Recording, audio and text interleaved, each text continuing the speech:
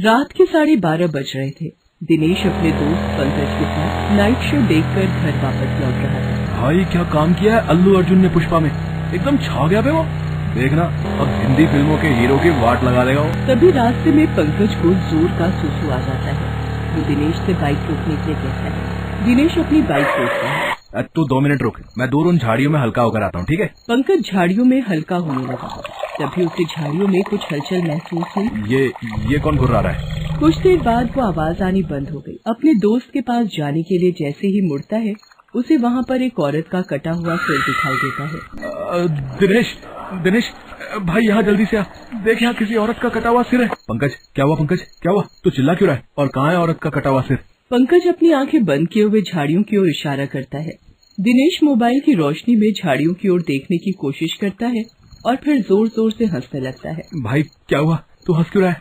कटे हुए सिर को देखकर हंसी आ रही है भाई। डरते हुए पंकज झाड़ियों की ओर देखता है तो वहाँ उसे कटा हुआ नारियल दिखाई देता है। देख लिया, यही वो कटा सिर है ना जिसे देखकर तेरी पतलून गिली हो रही थी। तू भी ना एक नंबर का डरपोक है। पंकज घूर घूर कर नारियल की ओर देख रहा था और सोच रहा था, ये कैसे हो सकता है? अब घर चलें, तेरे चक्कर में बहुत लेट हो गया है। झाड़ियों से निकलकर वे दोनों बाइक की ओर जा रहे थे। तभी दिनेश पंकज से कहता है, भाई तुमने कुछ देर पहले जो कटा सिर देखा था वो ये तो नहीं है? ये कहकर दिनेश अपने हाथों में पकड़े कटा हुआ सिर पंकज को दिखाता है। उस सिर को देखकर पंकज तेजी से वहाँ से भागने लगता है। पंकज भागता हुआ सड़क पर आ जाता है। वो देखता है कि उसका दोस्त दिनेश वहाँ पर बाइक लेकर खड़ा है। अरे कहाँ रह गया था तू? मैं कितनी देर से तुम्हारा इंतजार कर रहा हूँ। चला बैठ गाड़ी में। तू यहाँ है तो फिर वहाँ झाड़ियों में मेरे पास कौन आया था? झाड़ियों में? ये तू क्या बक रहा है? मैं बक नहीं रहा। वहाँ झाड़ियों में कटा हुआ सिर लेकर तू ही तो खड़ा था। मेरी समझ में सच में कुछ भी नहीं आ रहा है। मैं तो कितनी देर से यहाँ खड़ा हूँ। मैं कब आया झाड़ियों में? तभी पंकज एक बार फिर झाड़ियों की ओर देखता है तो उसे वहाँ पर दिनेश खड़ा दिखाई देता है, जिसके हाथों में एक औरत का कटा हुआ सिर होता है। उसे देखकर पंकज बेहोश हो जाता है। जब उसे होश आता है तो वो खुद को हॉस्पिटल के बिस्तर पर पाता है, जहाँ उसकी माँ और पापा टेंशन में बैठे हुए थे। माँ, तू ठीक है ना बेटा? तू ठीक है ना? सिर में बहुत दर्द है माँ। माँ दिनेश कहाँ है? मुझे यहाँ कौन लेकर आया? बेटा दिनेश तो अब हमारे बीच नहीं रहा। 4 दिन पहले तुम दोनों का एक्सीडेंट हो गया था। तुम 4 दिन से बेहोश थे। तुम्हारा दोस्त दिनेश उस एक्सीडेंट में मारा गया। दिनेश मर गया?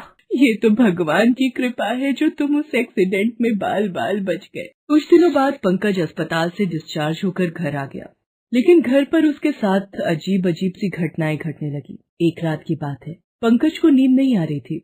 वो कमरे में लगे पंखे को घूर घूर कर देख रहा था और उस दिन हुई घटना को याद भी कर रहा था। वो ये सब सोच रहा था और पंखे की ओर घूर रहा था।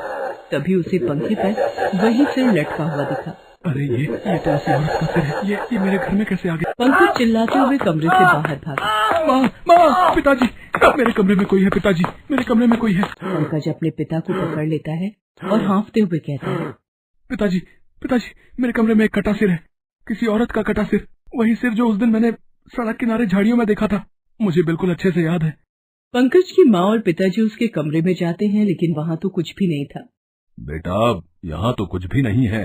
माँ, उस दिन भी मेरे साथ यही सब हो रहा था। मैंने अभी वो कटा सिर देखा है माँ, मेरा विश्वास करो। उसके बाद पंकज ने अपने माता पिता को उस दिन हुई घटना के बारे में सब कुछ बताया। पंकज, जरूर उन झाड़ियों में कोई राज छिपा है, हमें उसका पता लगाना होगा।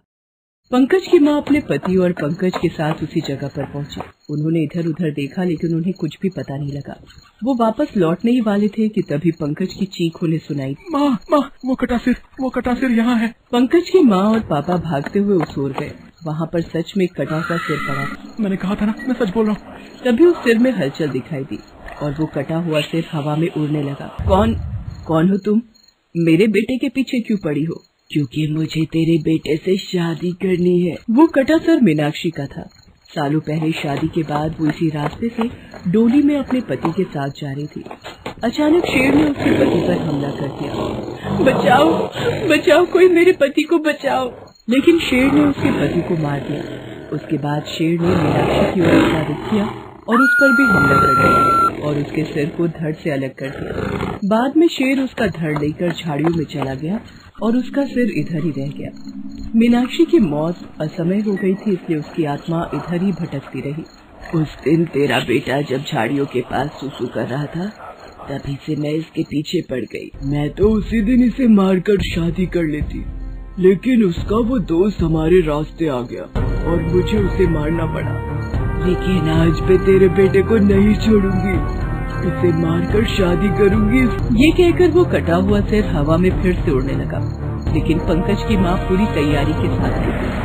उसने उसी समय रुद्राक्ष की माला को अपने साथ लाए गंगा जल के लोटे में डुबोया और उसे उस कटे सिर की ओर उछाल दिया। रुद्राक्ष की वो माला कटे हुए सिर में जा फंसी।